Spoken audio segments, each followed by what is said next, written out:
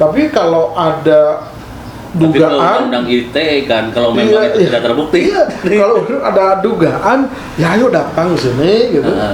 Ranah kita bisa dilaporkan nggak? Kita juga bisa lembaga kita. Kan kalau kita nggak menindaklanjuti laporan, kita juga kena pidana.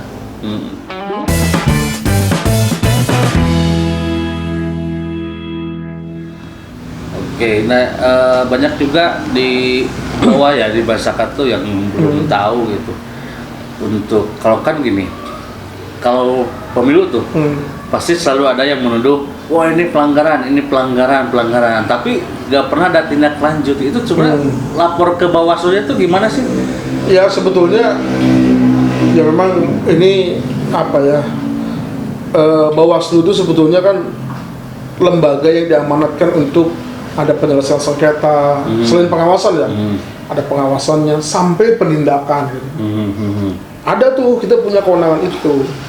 Tetapi ketika semua itu harus kita lakukan, tentu mekanisme berjalan. Ya. Kalau mau menindak, ada mekanismenya. Itu kan ada pelaporan. Nah itu tuh kadang-kadang tuh, gitu.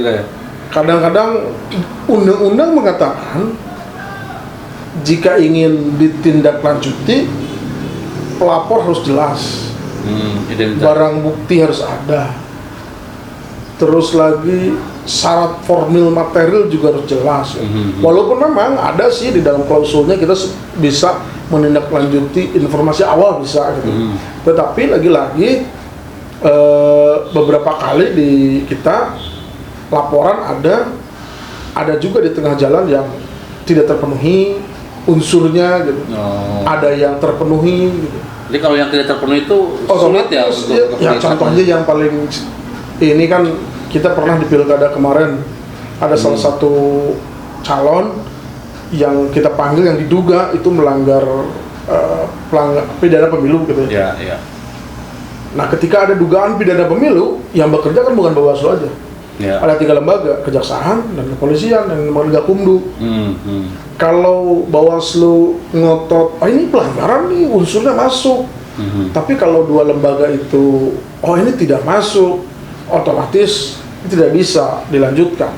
Begitupun sebaliknya. Ya. Kalau Bawaslu menganggap ini bukan pelanggaran, tetapi lembaga lain menganggap ini pelanggaran, yang 3 tadi, ini pelanggaran, itu tidak bisa itu dimajukan, didorong gitu. Jadi 3 lembaga ini punya peran masing-masing nggak bisa satunya tidak terlibat, nggak bisa. Yang pidana ya. Yang pidana tuh ya kayak politik uang, terus apalagi ya, kayak kemarin yang ASN bukan ASN ya, apa, ujaran kebencian gitu. Kebencian yang mendiskreditkan salah satu calon gitu. Atau petahana yang mengajak pejabat lain untuk memilih salah satu gitu. Itu pun kan masuk kategori itu. Itu oke, berarti kasus-kasus itu memang tidak bisa tindak lanjuti lebih lanjut ya kalau misalkan memang ya dari awalnya bukan nggak jelas ya. Dari awalnya syarat formil material tidak lengkap, melampaui waktu, itu juga kan tidak bisa lagi. Ya, bisa, ya. Karena kan pidana pemilu itu berbeda dengan pidana umum. Ya. Waktu aja berbeda gitu. Kita dikasih waktu nih. Contoh kalau pidana umum, saya hari ini dipukul gitu ya, siapapun. Saya harus mau lapor, kan? Nggak harus segera juga kan? Saya harus saya belum siap laporan nih. Nanti aja laporannya. Sebulan kemudian bisa nggak? Bisa. Ya kalau pidana kan udah. Iya. Tapi kalau pemilu nggak bisa. Dia ada jeda waktu tuh. Contoh hari ini ada dugaan politik uang, tapi saya makan laporna bulan hareup wae. Nggak mungkin bisa, itu kan unsurnya nggak terpenuhi gitu. Jadi harus ada batasannya. Kalau batasannya 1 minggu. 1 minggu ya. Jadi dari sejak ditemukan laporan gitu. Ya kan banyak yang beranggapannya itu kan, ini pelanggaran, tapi nggak pernah dilaporkan gitu kan? Nah itu maksudnya. Malah hanya sekedar di-upload di medsos sendiri kayak gitu kan? Kita pun ya itu makanya tadi formil material itu juga kita tunggu gitu. Yang bisa melengkapi salah satunya lapor dengan, kalau formil kan mungkin identitas lah, terus barang bukti yang begitu kan gitu. Jadi lengkap lah. Ya gitu lengkap lah gitu, lengkap. Dan yang tadi waktunya.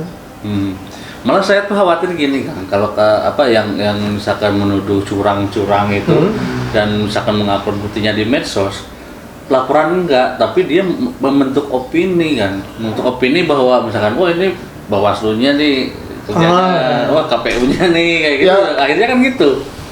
Ya itu masih hak orang ya, tapi itu boleh-boleh saja, itu nggak salah orang beropini seperti itu. Cuma sekali lagi, yang pasti beginilah, kita Bawaslu, dasar hukum kita ya undang-undang, aturan per Bawaslu gitu. Jika hanya nggak ada tuh aturan kita harus mengikuti pembicaraan di medsos, nggak ada kan? Nggak ada. Tapi kalau ada dugaan, undang ITE kan, kalau memang itu tidak terbukti. Kalau ada dugaan, ya ayo datang sini gitu. Ranah kita bisa dilaporkan nggak? Kita juga bisa lembaga kita.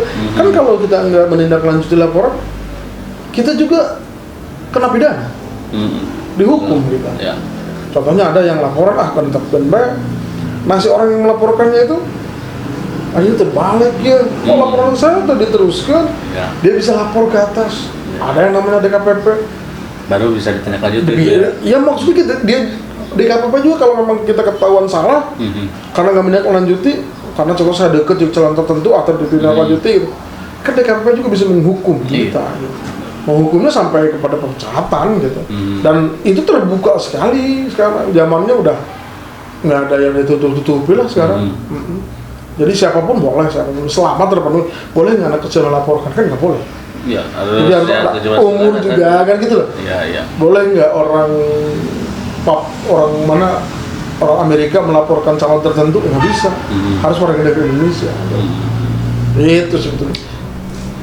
Oke, mungkin cukup dulu ya. Oke, sip, Pak. Kali ini terima kasih Kang Jalil. Terima kasih sama-sama. Berbagi cerita. Sukses untuk Gen Avan. Ya, mudah-mudahan. Terima kasih nih sudah berbagi cerita ke teman-teman sekalian. Jadi kalau masih ada yang beranggapan misalkan, ini Bawaslu kerjanya apa nih, pernah ada pelanggaran, itu terjadi sudah dijelaskan ya segala macam. Oke, sampai bertemu di video selanjutnya.